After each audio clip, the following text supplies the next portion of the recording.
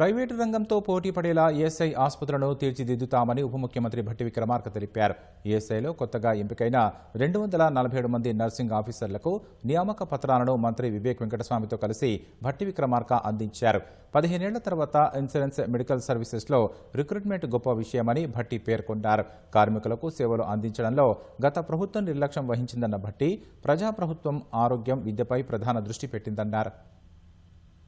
Education మీద మనం సంపూర్ణంగా దృష్టి పెట్టి ఈ రాష్ట్రంలో ఉన్నటువంటి వాళ్ళకి రెండు మనం అందించగలిగినప్పుడు ఆ రెండు ఆరోగ్యంగా, విద్యాపరంగా, విజ్ఞానపరంగా ఉన్నటువంటి మానవ వనరులు ఈ రాష్ట్రానికి కావాల్సినంత ఉత్పత్తిని తీసుకొని రావడానికి కావాల్సినంత శక్తి సామర్థ్యాల వరకు వస్తాయి. సనత్ లో ఉన్నటువంటి సూపర్ స్పెషాలిటీ హాస్పిటల్స్ కానీ, ఎల్బీనగర్ లో కట్టేటువంటి హాస్పిటల్ కానీ, అల్వాల్లో కట్టేటువంటి హాస్పిటల్ కానీ, అట్లాగే నిమ్స్ విస్తరణ సంబంధించినటువంటి విషయంలో కానీ, Warangal multi super speciality hospital సంబంధించినటువంటి వాటిలో కానీ రాష్ట్ర ప్రభుత్వం గత 2 సంవత్సరాల నుంచి అక్కడ భవనాలను పూర్తి చేయడానికి టాప్ ప్రయారిటీ బేసిస్ లో ప్రతి నెల నిధులు రిలీజ్ చేస్తూ త్వరితగతిన ఆ భవంతులన్నింటినీ, ఈ మల్టీ సూపర్ స్పెషాలిటీ హాస్పిటల్స్ అన్నింటినీ అందుబాటులో తీసుకొని రావడం కోసం నిధులు పెద్ద ఎత్తున విడుదల చేస్తాం.